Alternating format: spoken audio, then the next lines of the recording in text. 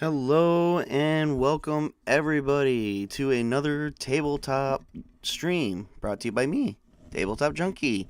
How is everyone doing today? This has been a great, it's been an okay week, rough week, great day. So let's begin with Atomic Punk 2160, the post-apocalyptic Atomic Punk OSR role-playing game by the Basic Expert. I told you guys this month I am looking at doing a lot of indie developers. He is definitely one of the ones I chose because I am a huge Fallout fan. So I saw this and I was like, "Holy hell! Like this is exactly what I expected." So I'm gonna read an excerpt from um one of the books, but before I do this, excerpt I'm actually comparing at the moment. All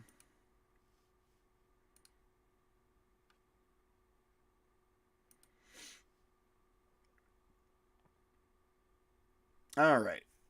So we're going to talk about both of them. Okay. So we're going to talk about, because there was two books. Hang on a second. I got to make some readjustments here. There we go. All right. So all right, here we go. So there was two books. There was the first printing and the second printing. I'm going to first read two excerpts of the introduction to the both the first and then the second. Hello there, Prismatics, and of course we got the Esoteric Order Nerdity, where he's just got a bunch of freaking, looks like it's just a bunch of freaking like biohazard signs.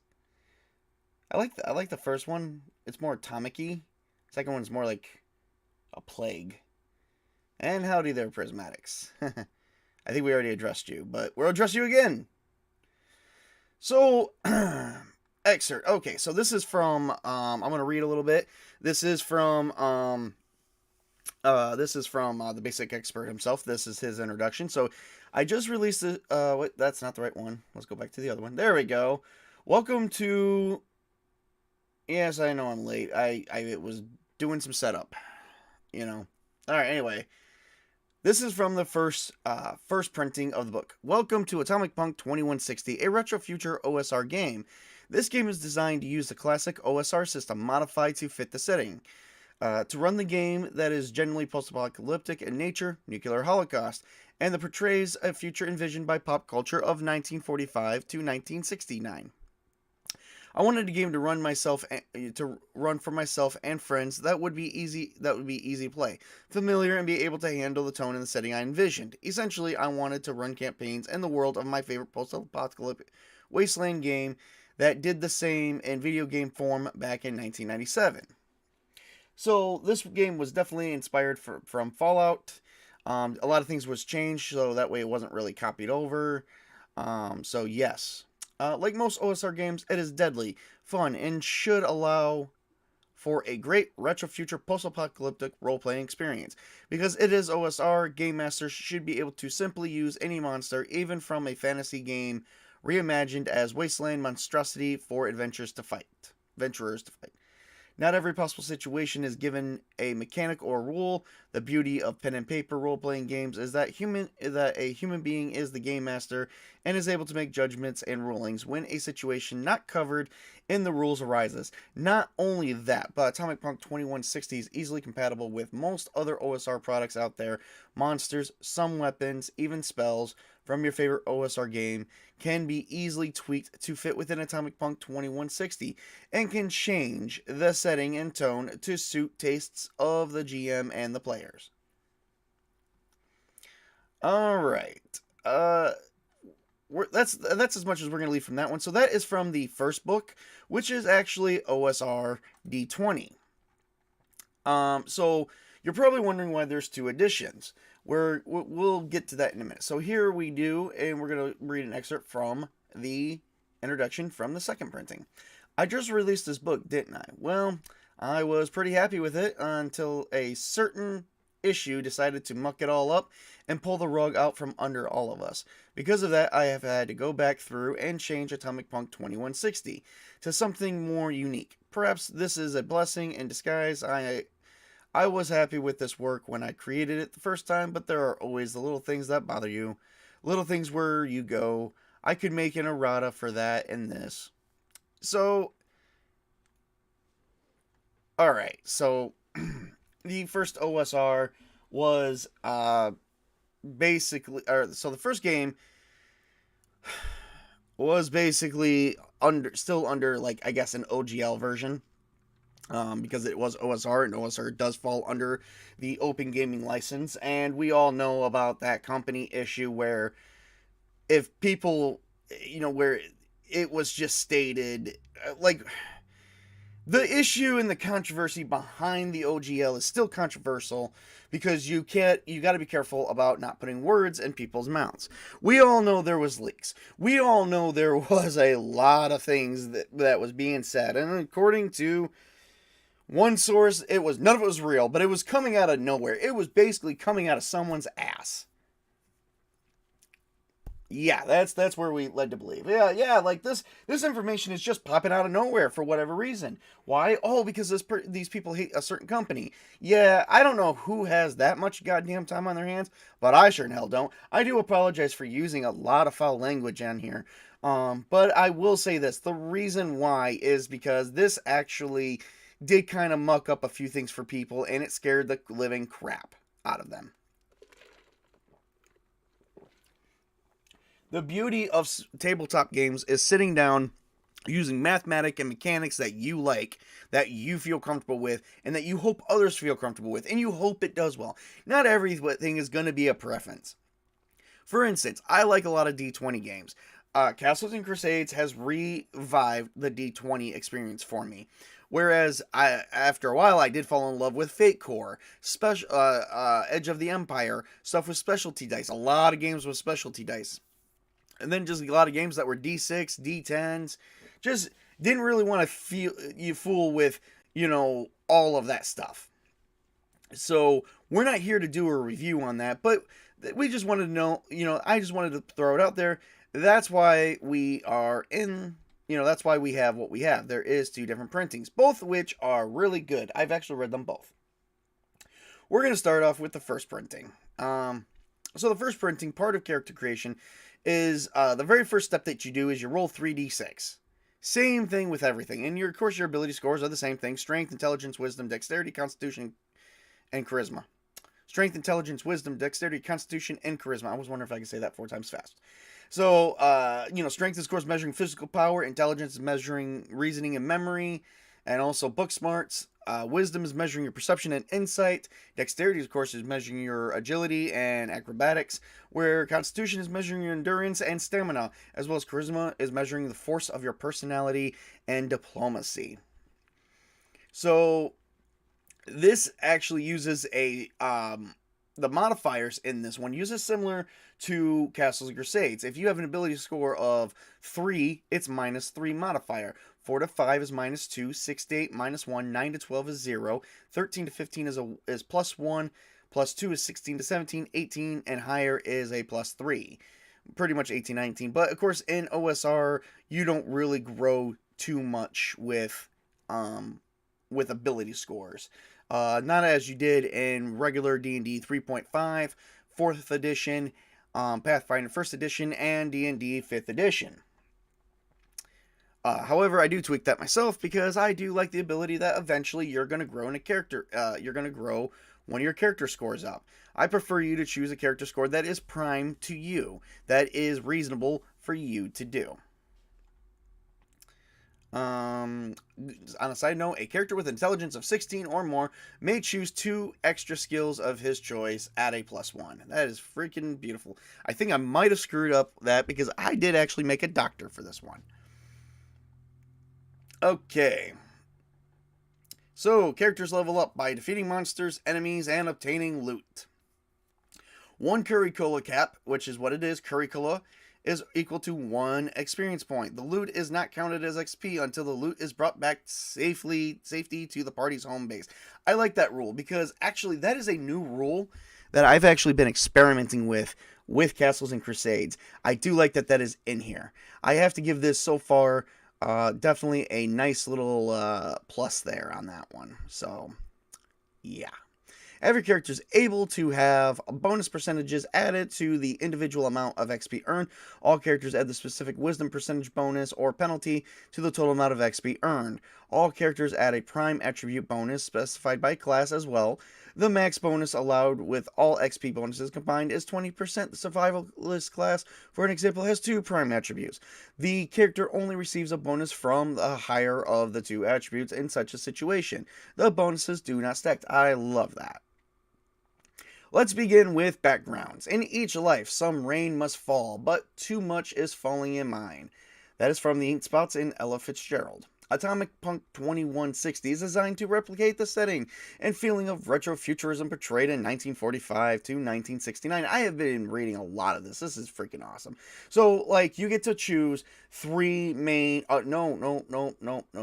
I think it's 4. 4 or 5 different backgrounds. Now, background is another term for race. They don't use race in here. They use background. So your backgrounds are simply thus: human, mutant, revenant, and I believe robot.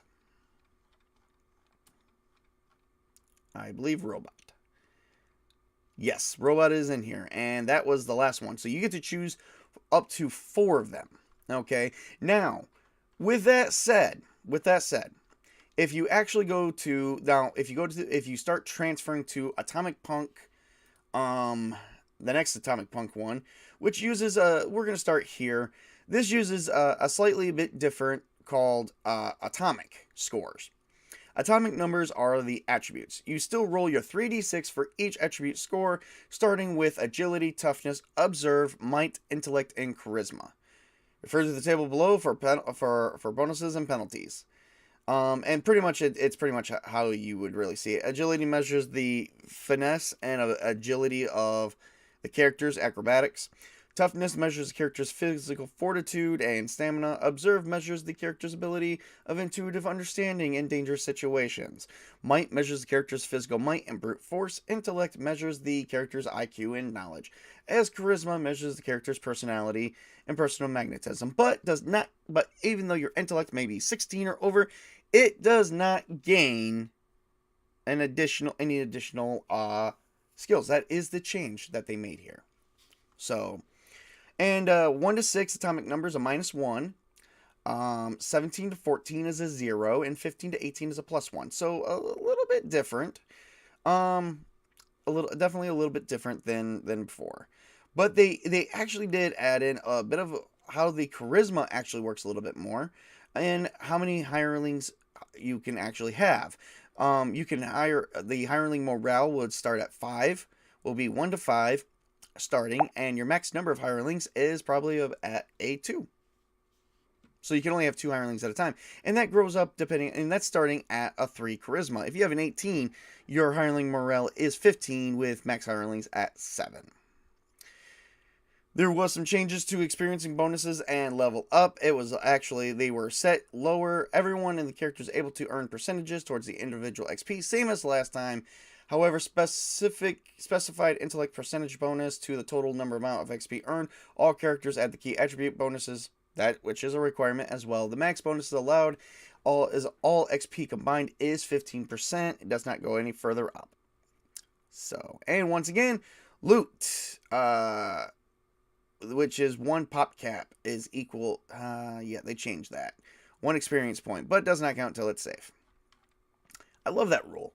So in this one, the changes have been made as such. You still get to play as human, mutant, and revenant, I believe, but robot was actually removed from the background list. As it primarily, apparently in the first printing, it is stated in this printing that it didn't really fit a character playing as robot.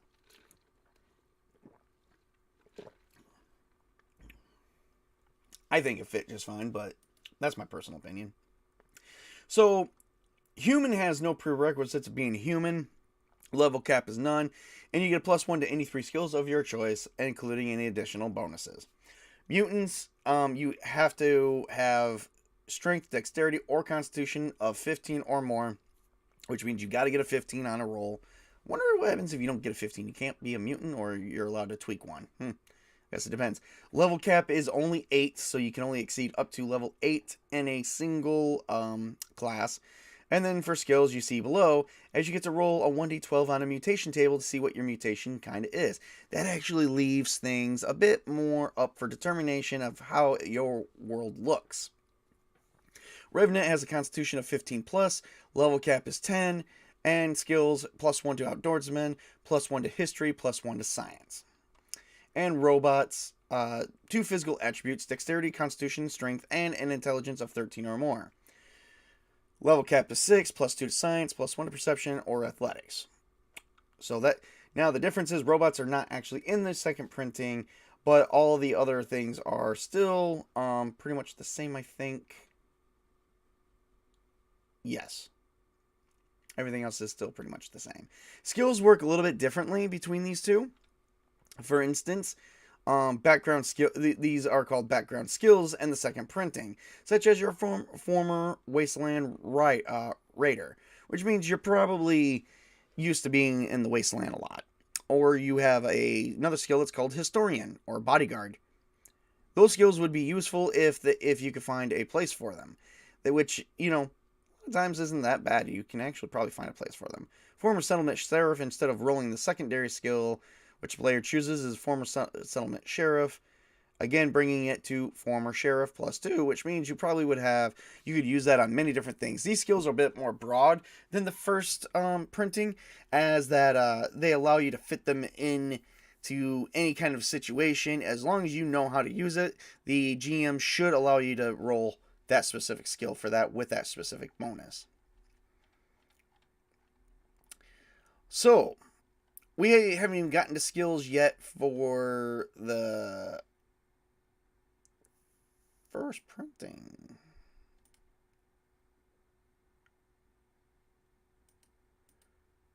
Okay, background skills. Here we go.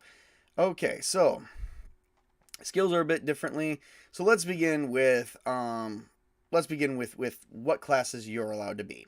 Okay, so if you want your character to be a bunker dweller class, that's fine. Every character has a 15% chance of being from an underground bunker. I figure if you so want to decide to roll. If not, you do need to roll percentile dice and receive anything between, so 15%. I would roll above 85. 85 to 100. If you score 86 to 100, you're a bunker dweller. If you score 85 or under, you are not, and nor you can't play that. So I definitely would think that. And then the difference is being a bunker dweller comes with 3 extra individual skills at +1. The catch is the bunker dweller, having lived all life underground, is not accustomed to the harsh wasteland, which the saving throws DC of 17 is 17 instead of 16, making it a little harder to save because you got to score higher than that. The classes are the Bastard, and I'm going to just read them off here. There is a lot more skills in here. So the skills are the Bastard, the Caravaneer, the Doctor, the Gunslinger, the Survivalist, and the Wasteland Warrior. In the second printing, I believe it is pretty much the same thing. We are going to check the Bastard, the Caravaneer, the Doctor, the Gunslinger, the Survivalist, the Wasteland Warrior, the Robot. Wonder how that works as a class. But we will actually see that in a minute. So in the first book, you fill everything out, you follow the specifications, but you get to choose one specialization. For instance, the Bastard can choose to specialize as a sniper or a knave, which actually brings its own bonuses to skills and its own character attributes, its own class attributes, kind of like class skills or whatever. Each one has different advancement tables and hit dice, and also 2-hit bonuses. If you want to you don't get to use the 2-hit bonuses if you want to roll under the AC instead of above the AC. There's ascending AC and descending AC.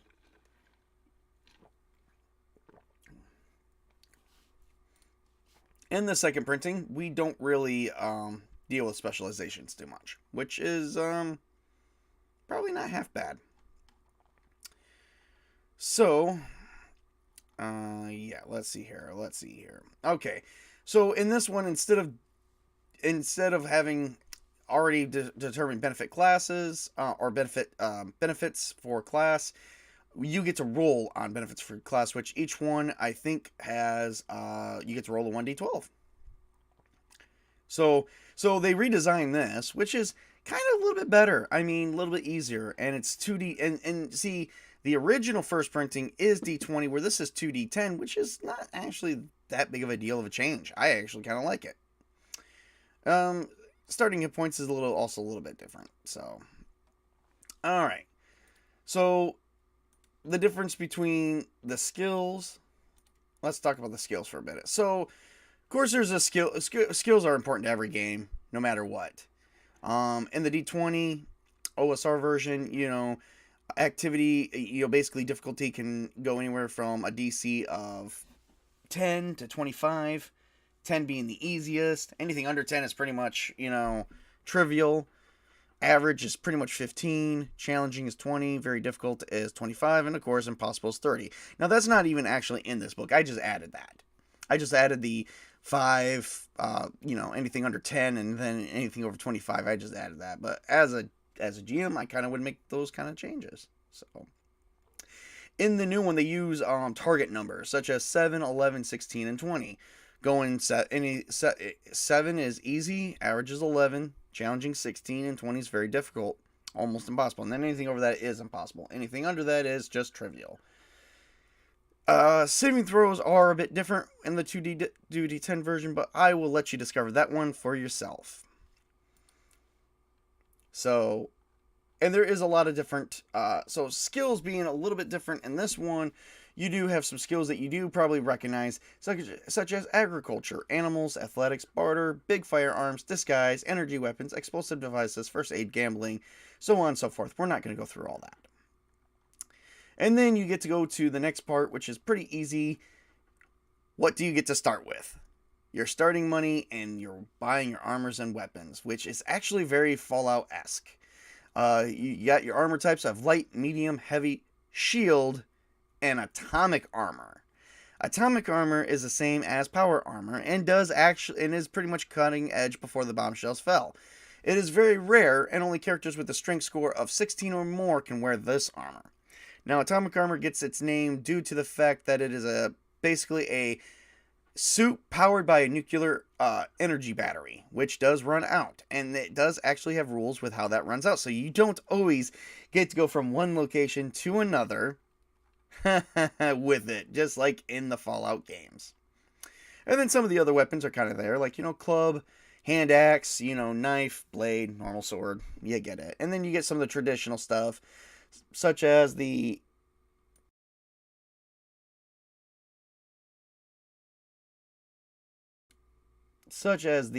light handgun. I did pause there for a minute because I was looking at something. Such as the light handgun, the light revolver, guns, miniguns, laser weapon. I wonder if there's a laser gun in here somewhere. Doesn't say. Machine gun, heavy precision rifle, hunting rifle, submachine gun, laser gun, laser handgun, heavy laser pistol. And these score, and it's the same way, they're each given combat die. Plasma handgun, 1d8, charge capacity 30. And it's also given weight, because you do have encumbrance, which everybody hates encumbrance or weight limitations. But you got to have a limitation on some things. So, hell yeah. And then you get basic adventure gear that you can spend money on. I'm trying to find the money to let you know what the currency freaking is. And that is really not much different. There is armor breakage, similar to Fallout in this as well. So, as well as weapon breakage. So there's not much difference with the weapons and stuff from book to book. So it looks like, no, there's not much of a difference at all. So that's all pretty much the same. All right. Let's see here.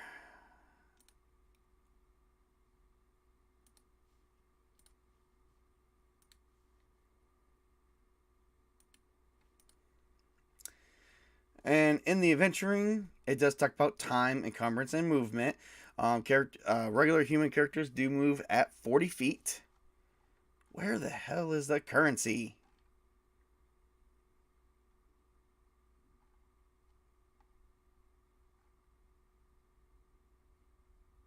All right, give me a second here.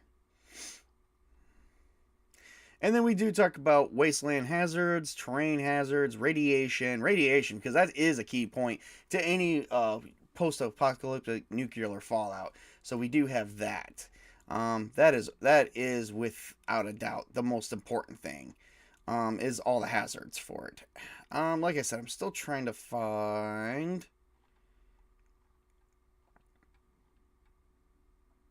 the freaking caps here. Hmm.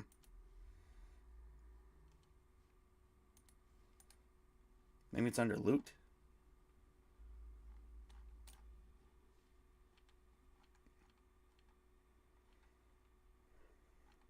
I will find these things. Oh, here we go. All right. So originally okay, so the okay, so apparently there is three different forms of caps that you can get from soda. One is the Rad Cola, one is Curricola, and one is Sarsaparilla. One Rad Cola cap is equal to 10 Curricola's caps. One Curricola cap is equal to 10 Sarsaparilla caps. So Rad Cola is the highest one.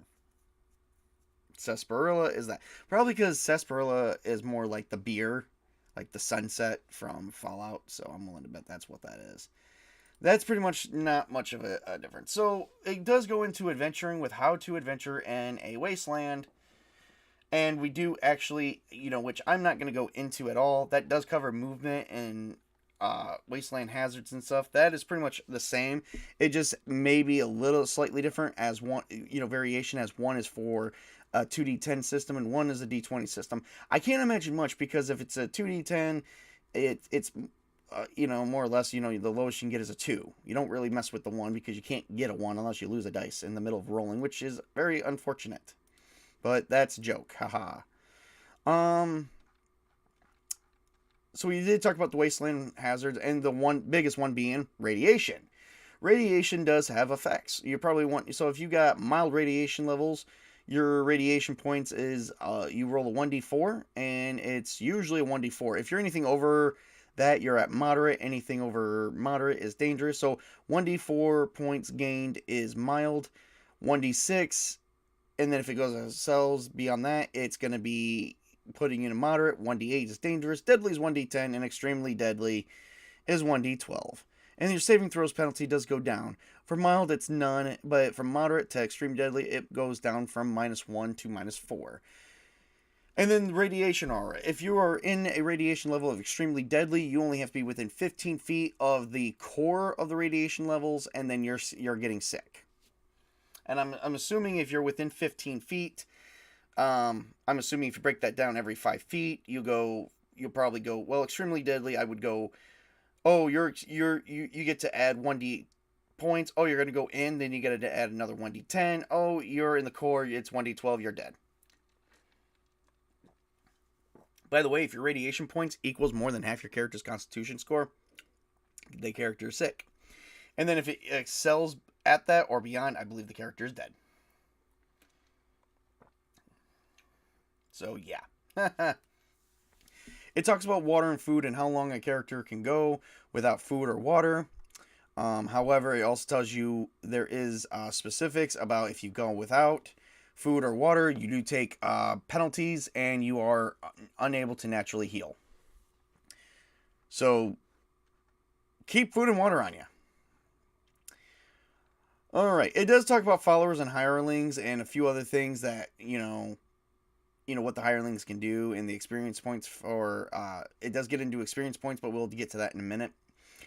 Um, it does get into that on both books, so those are something good to look at. We're not going to go into that too much with how that works. You guys can pick up the book yourself and read it. I believe this book cost is actually very small, so that's why I'm not really showing it off too much, because I did not get permission from Mr. Basic Expert without, knowing. But I am going to show off some of the art here in a little bit. Then you have combat encounters, reaction rolls, morale checks, surprise attacks, initiatives, the usual things you would get in any TTRPG. And of course, when killing an enemy, you actually gain XP. Woo! And with XP, you get to level up. Woo! And with leveling up, you get to face harder monsters. And you get to be this kick-ass badass character, or you get to die accordingly. The one thing I do like in the second printing that's not in the first printing, we actually have a monster generator at the back of the book in Appendix D, which we're not even down to that yet. This book was a little bit more of a expansion from the first one, which I'm pretty sure he was going to do at some point. But once again, because of an OGL error issue or whatever the hell that was, it kind of discouraged him. And I feel bad because he probably had something good with the first printing. But I like them both. So, alright, so we did talk about, so let's talk about vehicles. Vehicles actually are very easy. Small vehicle has an AC of 16 or 3, depending if you're in ascending, it's 16, descending, it's 3. Medium vehicles, 13 and 5, ascending, descending, and then large vehicles, 11 to 8. Ascending, descending, there you go, you got that. Each one has a hardness that that represents as HP, and then has another set of 8, hit points. Depending on what it is, it could roll 2d4 to 2d6, which means you can score an 8 to 12. There is, of course, max speed for each one, and the specifics are in the guide, as well as a few other things, and they tell you what this is. Especially, there's mount points. Mount points is a way for you to mount big-ass miniguns on your vehicle, which is totally worth it. Totally worth it. Same thing is, of course, in the next one, as well as enemies and foes, and then loots. Now, before we go on to loot, I do want to say I have to give it to them because the loot reminds me of following originally D&D for both the first Atomic Punk book and the second. It follows the normal, kind of like D&D is. Okay, so loot type is going to be A through Z, and each one has its own way of, its own way. Okay, loot type A, you're going to have 100 sarsaparilla caps. 60% chance. You got to roll 5d6 and times it by 100. You're going to have 100 curly-colored caps. 70%. So if you roll within these percentages, this is what they got coming up. Gear is 30% of any 3. And that's A. D is kind of like 45% sarsaparilla, 90% curry, and there's no red cola. There's no red cola for A either. So yeah. And then consumables is 1d8 instead of 66, and then 20% of any 1d2 gear of your choice. Up to the GM. There's even a ruin level. So if your abandoned ruin level is a level 1, okay, it tells you what is in the ruins. And then we have a list of items and stuff that charts you could roll on, which I love charts. You could roll on them, and that is what's in the freaking treasure. He did change it up a little bit, called it loot troves. So a trove type 1, which is 1 to 15%. Poor family life savings is an example. So contents of the loop is 1d6 times 10 for the cola caps, and then 1d3 scraps, and then it gets better as you go down the page. As well as individual loot and more. And he totally redesigned that. So yeah, beautiful. We're going to show off some... Alright, before we wrap this up here, I am going to show off some of the freaking artwork for both pages. Well, not both books. So we're going to start off with this one. Here we go.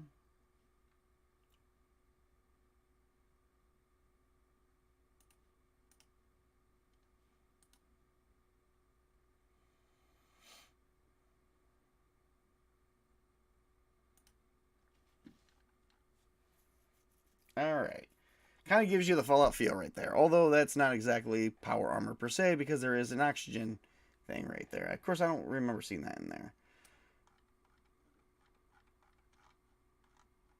Look at some of that art. It's not quite the Fallout Boy, but it does give you the nice feel.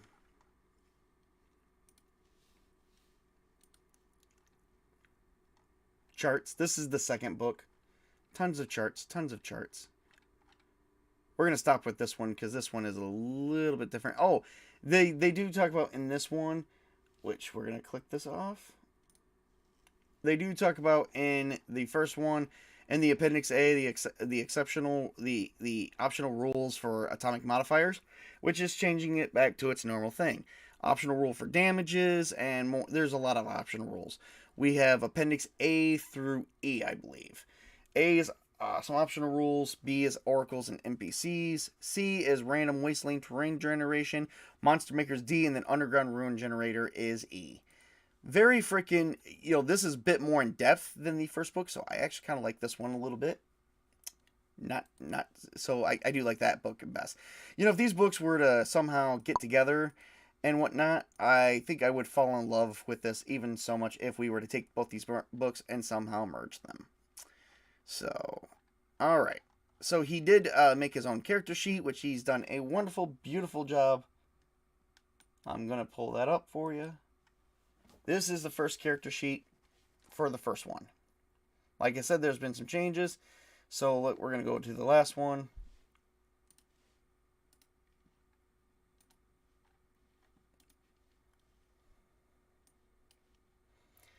This is that for that one.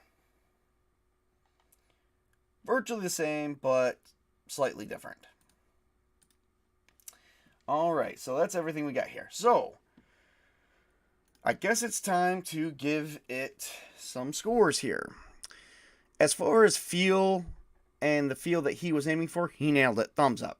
Artwork, honestly, the artwork fits the tone. Thumbs up. I don't really care for the BX system, so if this was more like in the Siege Engine type, I might like it a bit more. I'm not big on basic fantasy, or what is the BX system? I'm trying to think. I haven't messed with that system a whole lot, so that's my first time dealing with that. So,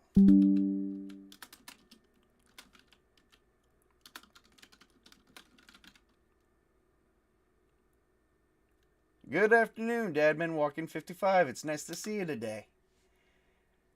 I'm just looking something up. Okay.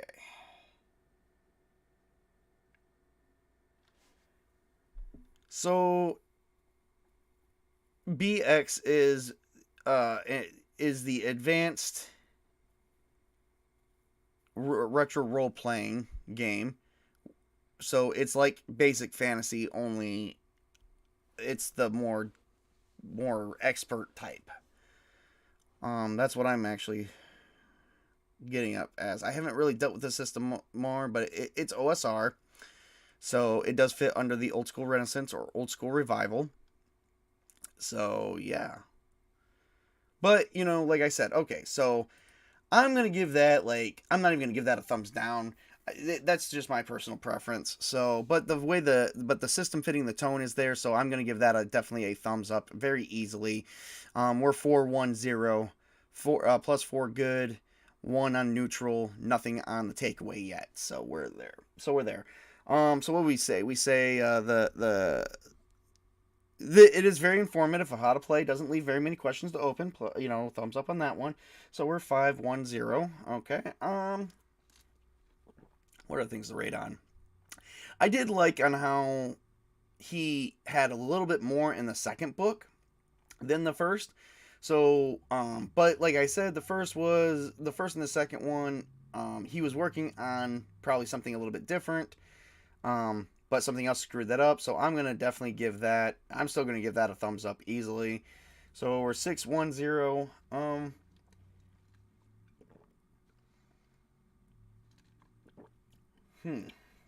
What else? So it's very, very well detailed. Artwork fits the tone. The tone of it is perfect. His target was actually met. and I forgot what the fifth and sixth one was. So we're gonna, and so the next one is I'm gonna tell you guys the price. So you guys can go online to Drive-Thru RPG right now, and I'm gonna have it from Drive-Thru RPG for the Basic Expert. I'm gonna look it up for you guys.